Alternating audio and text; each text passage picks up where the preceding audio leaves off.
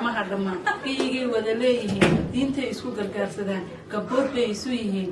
youtubadu gaar bay isu leeyihiin guddoon wacan baa dhex yaal kalgacalaan gaboobiyo guddooba salaam baxnimo gacmuhu ay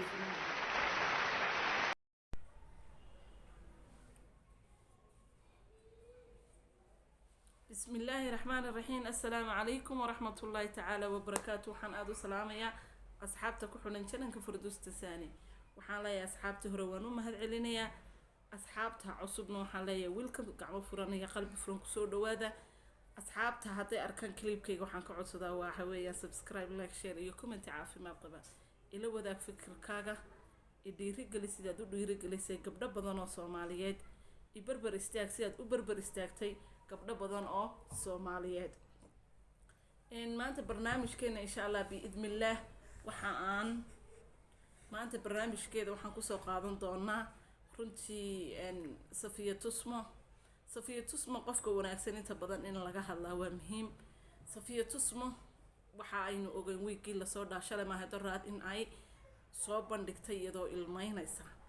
waraysi ka bacdi laga qaadayna waxa ay inoo xaqiijisay ama ay inoo cadaysay in ay yihiin wacida dhibtay rag haday awaanku yahay kii qabay haduu yahay intaba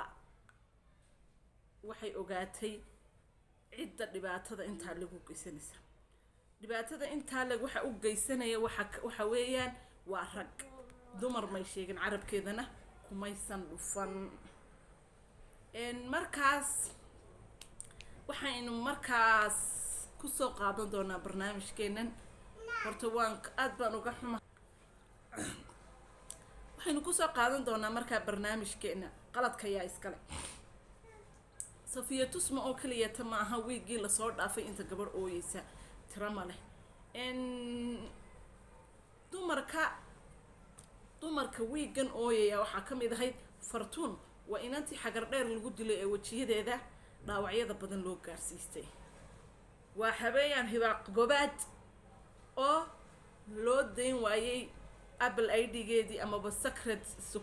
secretkeedii mobilkeedii loo ugu tagay iyada oo la raba ceeb aanay lahayn in laga helo nasiib wanaag ceeb lagama helin waxa kaloo hadda ku jirta waxa weeyaan waa Safiya Tusmo oo ah hooyo Soomaaliyeed abwaanad Soomaaliyeed fanaanad Soomaaliyeed gabadh aad u qiimo badan oo runtii dad iyo dadba jecel waxa soo dhan runtii waxa sameeynayaana waxa weeyaan waa rag haddaba sanadadii la soo dhaafay waxaanu arkaynay rag badan oo u xoogiya awood sheeganaya dumarka Soomaaliyeed runtii inaga dumarkeena Soomaaliyeed ma ku leenahay inaga laftigeenu ma ku leenahay lug waxaynu oran karnaa ha sababta aynu ugu yeelan karnaa waxa ay tahay nin kastoo xaragoonayo timaha xiirtay oo jiim ciyaaray oo jirkiisa weyneeyay waxaynu haysanaa nin caafimaad qaba sanadadii la soo dhaafay waxa dhacaysay dhibaatooyin kala ah in ay qax iyo dhibaatooyin iyo ay kala yaacdaan imika Fartuun oo kale maxaynu ku sameey maxaa ninka ragga ah ama ba ninka maskaxdiisu fayowdahay ama ba maskaxdiisu ay abnormal u fakaray maskaxdiisu normal u fakarayso gabadhan oo nolosha la wadaagay oo aroos ku yahay ma sidan aynu arkayno ayaaba u dili lahaa maya haddaba soddonkii sano ee la soo dhaafay raggii ku koray matalan dagaalada ee ku hana qaaday dagaalada waxa ay saddex dhibaatay qabaan dhibaatada koobaad ay qabaan waxay tahay xanuun la yiraahdo maaniyaga ma maryaha bas sidataa laakiin maskaxdaada waa ab normal maaniyag waxyaabaha maaniyag waxa la yiraahdaa maaniyag waxa la yiraahdaa waa qayb kamida waalida oo ku waalanaysa in laaf beeno uu jilo jacayl gabadh uu helo oo marka ninkaasoo kale inta badan marka dadkiisu ama dadka u dhowi marka ay ogaadaan waxaa la geeyaa goobaha caafimaadka iyadoo oo treatmentigiisuna ay tahay lithium dawada la dhaho kaas waynu garanay aan other waxa kaloo jira nin kale oo nooc kale waali ah amaba cugdadaysan amaba nafsiyan buka haddaba kaan nafsiyan bukana maxaabaa keena nafsiyan ninkaa buka waxa weeyaan kuwii 30 sannadood dhashay kala yaacii dhacay qaar baa qurbaha la geeyey waalidiintood kumay korin meelo naxariis badan kumay korin laga yaabaa meelo badan oo kala duwan waayo maxaynu ognahay ilmuhu markuu waalidkii hooyadii iyo aabihii ay wada joogaan jacayl iyo wanaag buu ku koraa kan kale waxaa ka maqan qaybtii waalidnimo iyo hooyanimo ayaa ka maqan qofka noloshii kusoo biiraya wuxuu arkayaa dadkii oo jecel wuxuu arkayaa farxadeeda wuxuu arkayaa dhoolla cadeenteeda wuxuu arkayaa dabadeetana maskaxdiisiiba abnormal u shaqaynaysa markay abnormal u shaqayso markaba wuxuu jawaab maskaxdiisa qayb ka mid ah ayaa markaba jawaab waxay soo siinaysaa naagtaadu ama gabadhan aad qabta xaaskaagu waa naag xun oo magaaladaba ku jirta